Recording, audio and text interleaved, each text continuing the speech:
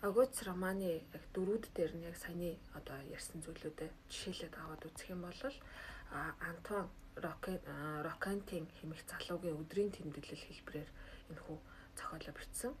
За ганц бие эдийн буудлын зуугал амьдардаг залуу эр бөгөөд түүний багахан орлого нь азуулж 18 дугаар зууны адал явдал хайгч Маркиз де Ролбоны намтрыг бичих цаг гарахад хүрэлцэж байсан гэх тухай гардаг. За энэ романаараа Сартр бүх зүйлд оршин байх утга үгүй гэсэн гаргалгааг ерөнхийдөө бас олж өгсөн гэж хэлж байна. За түүндээ би орчлонгийн төв ертөнц бол задлшгүй. Эмх замраагүй оролцсон түүдэг ертөнцийг хараад дотор мухаарч байна. Хүн бол далайд хөвж яваа сэтгэгч сүрлэг юм.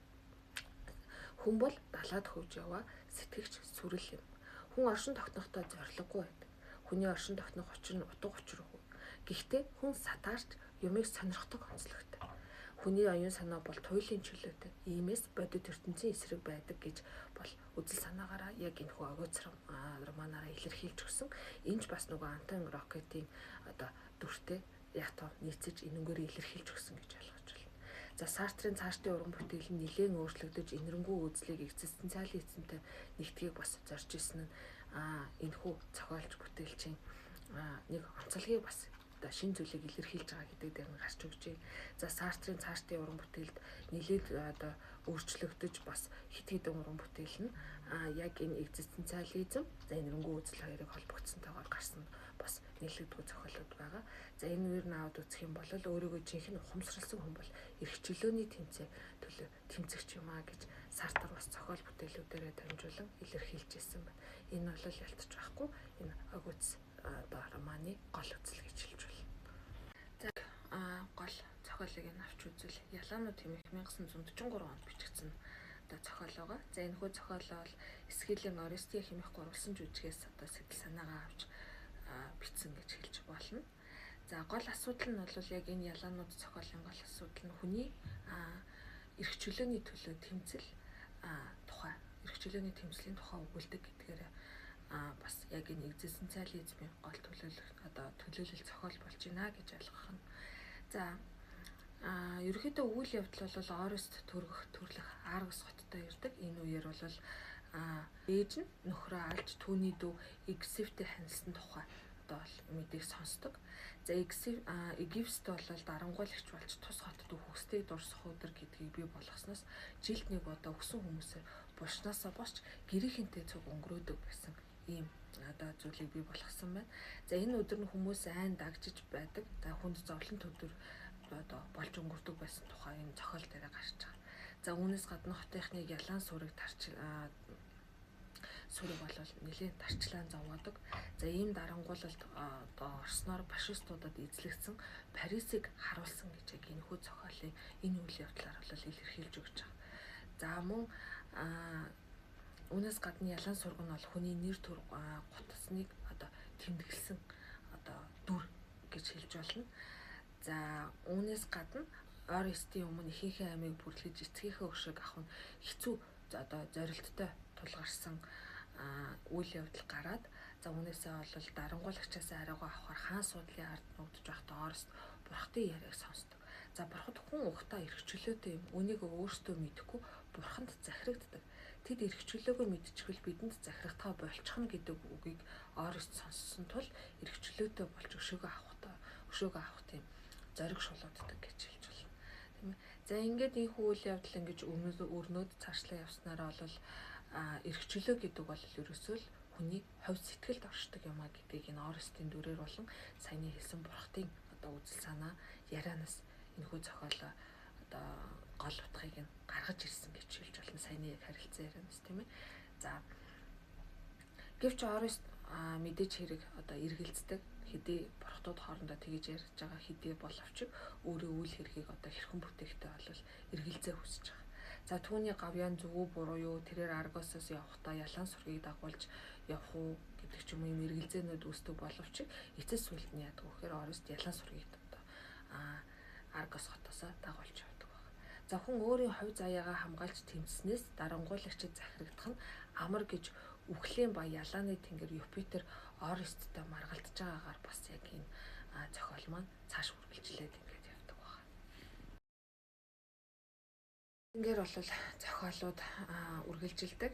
Тэгэхээр бас энэ өөрөө экзистенциализмын гол төлөөлөл зохиолуудыг агуулгын хувьд маш товчхондоо та бүхэн танилцуулж байгаа учраас за та бүхэн энэхүү урсгал чиглэлийн тухай дэлгэрэнгүй үзэх, за мөн зохиол бүтээлүүдтэй танилцах бол энэхүү хичээлдээр дурддагдж байгаа хичээлүүдийг зохиолуудыг болон илүү дэлгэрэнгүйгээр бас авч үзэх боломжтой гэж хэлмээр байна. За тэгэхээр дараагийн зохиол нь бол 1939 онд бичигдсэн Герстрат хэмээх зохиол байна. За түүний Герстрат хэмээх өгүүлэг нь бол бас л мөн адил яг л хүн төрөлхтний эрх чөлөөний тухай өгүүлдэг. За энэ нь бол яг экзистенциалист байдлаар бол шийдэгдэж одоо бичигдсэн зохиол гэж үзэж байгаа.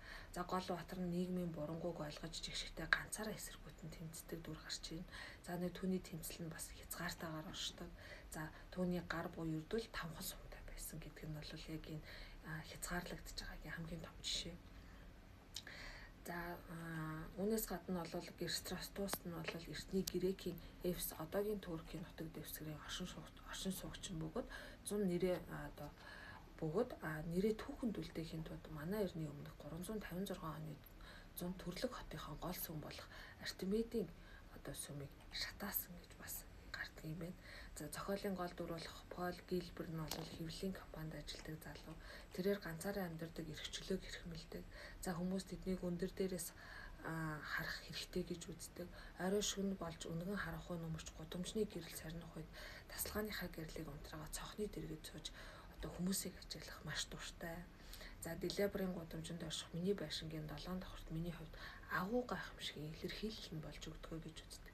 Яагаад вэ гэвэл ерөөсөө яг тэр хүнийг дээрээс харж байгаа тэр өөрийнх нь амьдарч байгаа 7 давхар бол юу гэхээр зохиолын бие баатрын ерөөсөө эрх чөлөөт амьдрал оршихуун үзэл нь байгаа учраас ингэж зохиолд төрслөгдөж өгч байгаа гэж ойлгож байна.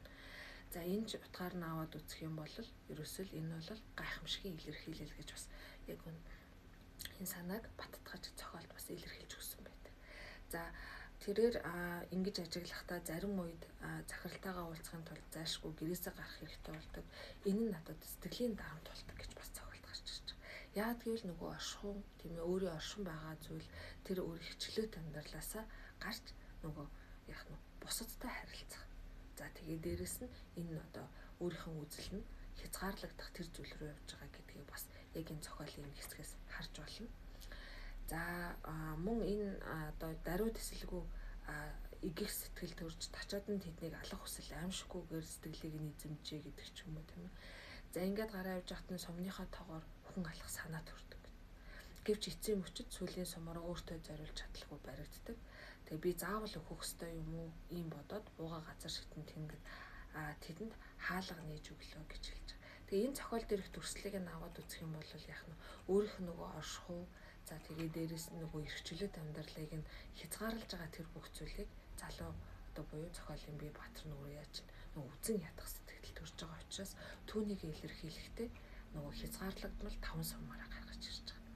Тэр энэ өөрөө юу гэхээр ерөөсөө хүний үзэл, хүний оршихуй, үүнийг хязгаарлаж байгаа зүйл нь бол юу ах нь тэр гэрээс гараа явж байхад нь уулзах хүмүүс, захирал тийм ээ.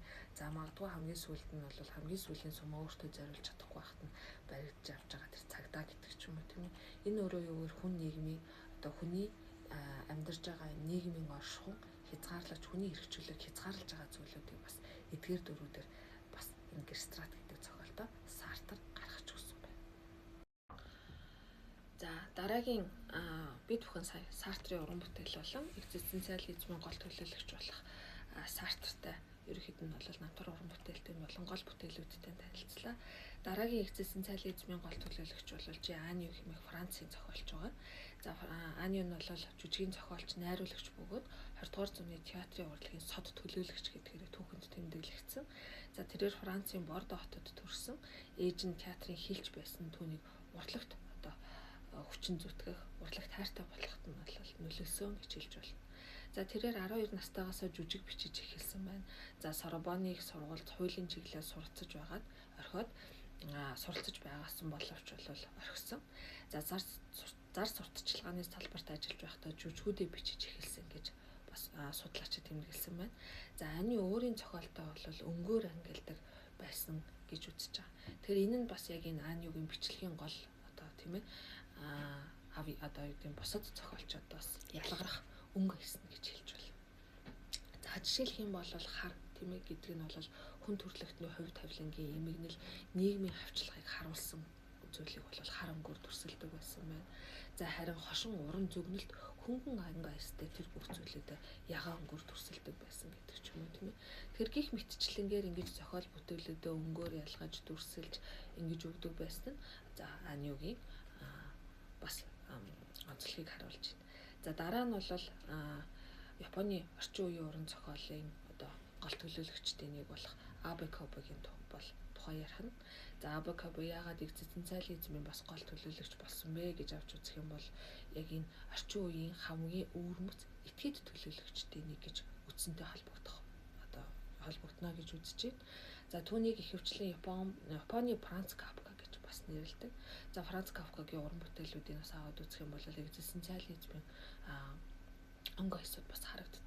За түүний хамгийн одоо алдартай зохиол болох Хувирал, Мацагтан гэдэг ч юм уу тийм ээ. Энэ зохиол дээр бол юу гэхээр бас л нөгөө хүний дотоод мөн чанар, сэтгэл зүй, за оршин байхын тухай бас одоо өгүүлдэг. За тэгэхээр энэ Абе Кобог бол Японы Франц Кафка гэж нэрлэдэг байсан бас энэ одоо холбоотой баг. За сүүлд бол сюрреализм, экзистенциализм, за шинжлэх ухааны зөгнөлт чиглэлийг бол хостуулан зохиол бүтээлүүдэд гаргаж ирж бичснээрээ бас уншигчдын дунд нэлээдгүй алдартай одоо судлаачдын анхаарлыг татсан бүтээлүүдийг гаргасан гэж хэлж болно. За үүний хамгийн тов жишээ нь бол Элсний эмэгтэй 1952 онд бичигдсэн. За мөн энэ зохиолыг хэлж болно. За энэ Элсний эмэгтэй арман нь бол түүний одоо бас түүнийг тодорхойлох арман гэж хэлж байна. За шавж цуглуулагч нэгэн эр бол элсэн махан дунд тосгонд хоригдож элс ухах утгагүй ажлыг насан туршдаа хийх тавилантай тулгарч өгнө тухай өгүүлдэг.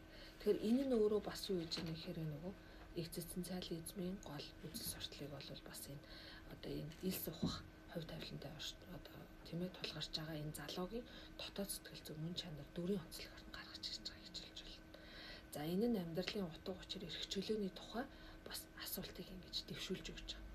Тэгэхээр энэ бол ялтч арга байхгүй Абе Кобогийн хувьд экзистенциализмын гол төлөөлөл роман байж байна.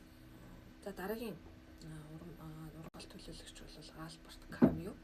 За тэрээр бол Алжирт төрсөн бөгөөд эцэг нь дайны үед ам өргөцсөн. За энэ ам өргөцсөн байдаг. За Камю Алжирийн их сургуульд суралцж байхдаа оюутны хөтөлбөрөнд бол ихээхэн оролцдог байсан нь бас яг энэ одоо эцэг нь тийм ээ дайны үед ам өргөцсөнтэй бас холбоотойгоор одоо илэрч өгч юм гэж хэлж болно. Сэтгэл зүйн хувьд одоо энэ зүйлүүд нь илэрч өгч байна. За тэдний урайлаг газрын дундад тэнгисийн соёлын сэргийг тухай бас энэ урайлагт оролцож исэн нь бол одоо түүхэнд тэмдэглэгдэх бас нэг хөдөлгөөн байсан гэж үздэг. За тэрээр уран бүтээлтэй хүний үйл ажиллагааг эртний грекийн домогт гардаг Сизифийн хөдөлмөртэй адилтгаж үр дүнгүй дэмий утга учиргүй гэж гаргаж ихээхэн дүрсэлдэг байсан нь бол зохиол бүтээлээс нь харагддаг. За Сизифийн домгийг аваад үзэх юм бол мэдээж хэрэг Сизиф өглөө болгон одоо тийм ээ том болох харч чулууг уулын орой руу гаргаад тэр нь бол шүн буцаж уулын өрөө буугаад өглөө болгон дахиж тэр уулын өрөө буусан том холбоор бул чулууга уулын орой дээр гаргадаг байсан. Тийм ээ энэ бол нөгөө хүний амьдралын цаг хугацаа өдөр шөнө за жаргал зовлон гэдэг зүйл өөрөө ээлжилдэг байдгаа гэдгийг энэ Сизифийн домгоор гарч ирж байгаа. За тэгээ хүний бас сэтгэлийн хат тийм ээ энэ бүх зүйлийг илэрхийлдэг. Мэдээж хэрэг ингээд цаашлаад ярих юм бол энэ Сизифийн домгийн утга учир за илэрхийлэл судлаачдын таамаглал бол маш өндөр одоо өөрөөр янзаар өндөр түвшинд тайлбарлагдсан байдаг тийм ээ.